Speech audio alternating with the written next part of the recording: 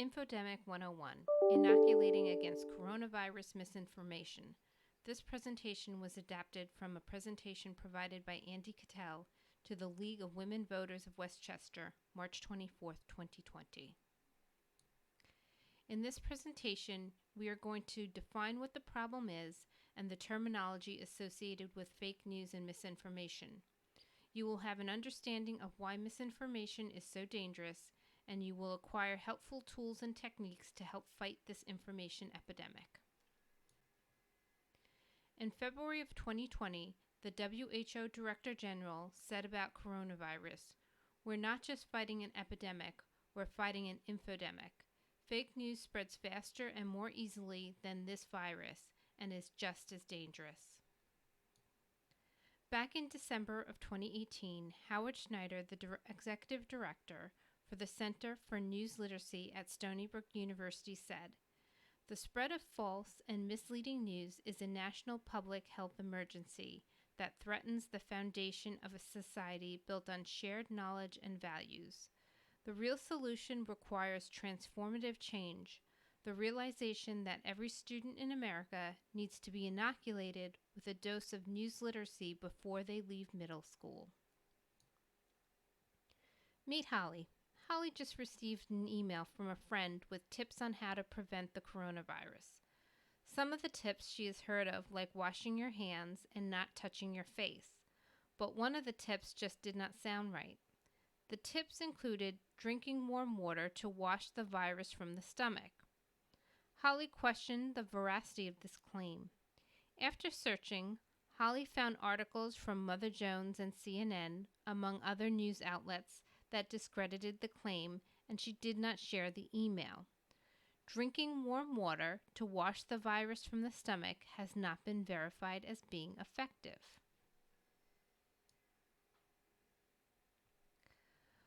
Was the claim in the email Holly received misinformation, disinformation, or fake news?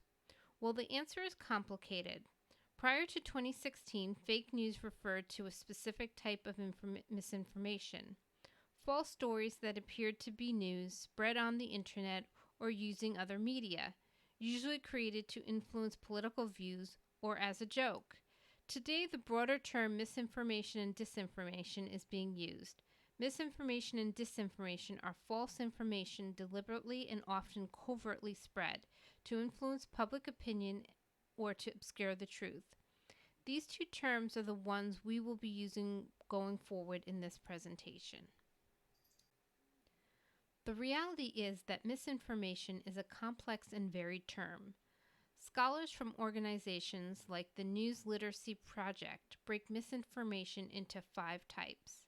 Satire uses humor or exaggeration to critique or mock a person, organization, or policy. False context takes an image, a quote, or other piece of content and puts it into a new false context to change its meaning. Imposter content falsely uses well-known names, brands, or logos to fool people into believing that it is authentic content.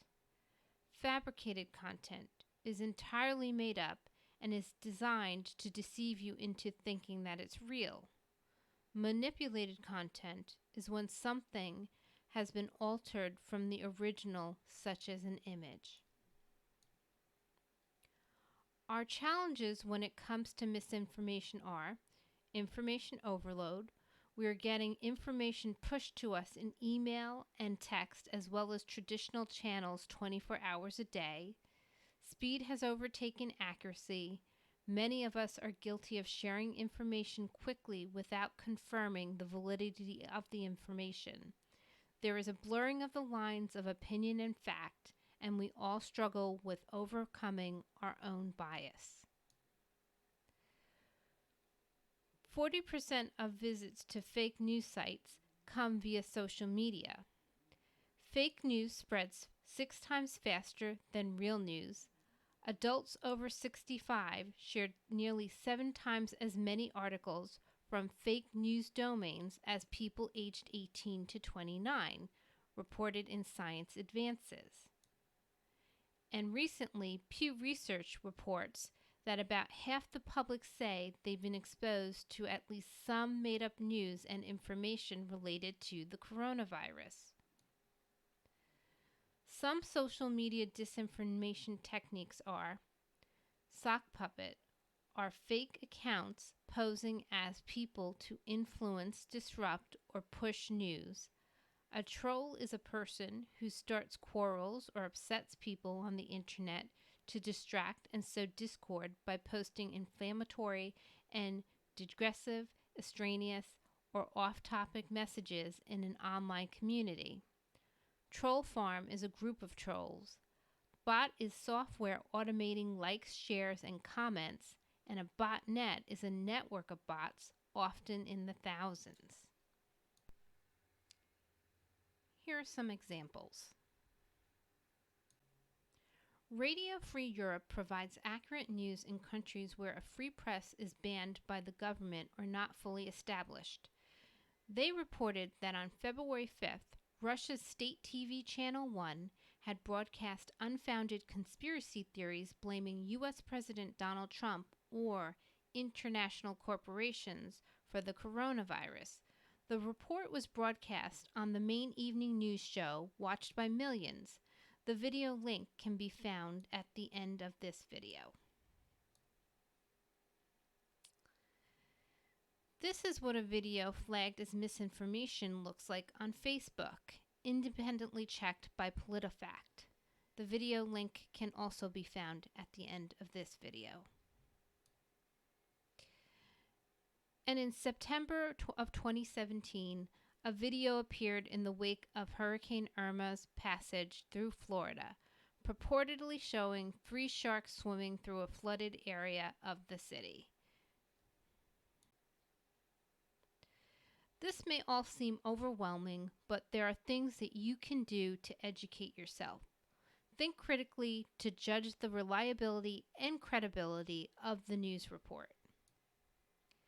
Stanford History Education Group tells us to ask yourself 3 important questions when evaluating information.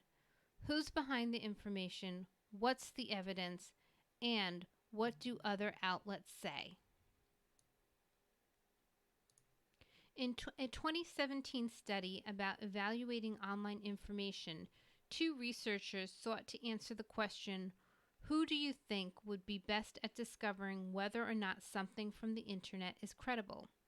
A college student, a university professor, or a professional fact checker?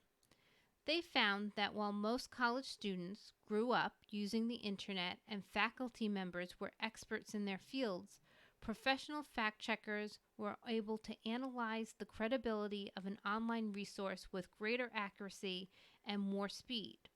That is because, unlike the students and the professors, professional fact checkers utilize lateral reading. How does a fact checker practice lateral reading? Instead of staying with one website or article, you practice lateral reading by jumping around a bit. Open multiple tabs in your browser to follow links found within the source you are reading. You also will do supplemental searches on names, organizations, or topics you find. These additional perspectives will help you to evaluate the original article and can end up saving you time. And remember, the top results on Google is not always the best. Take a moment to scan the results and skim the snippets beneath the link.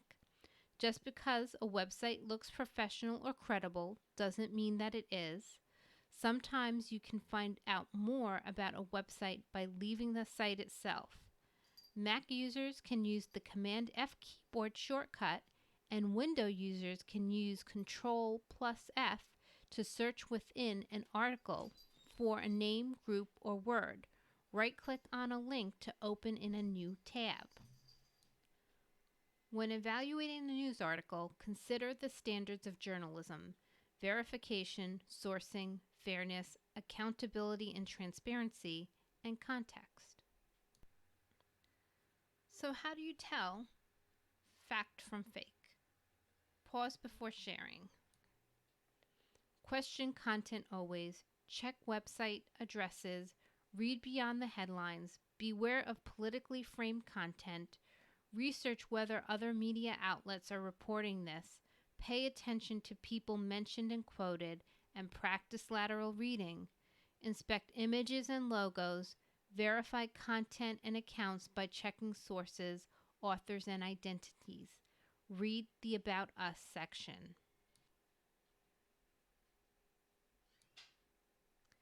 This training was made possible by the Suffolk County League of Women Voters.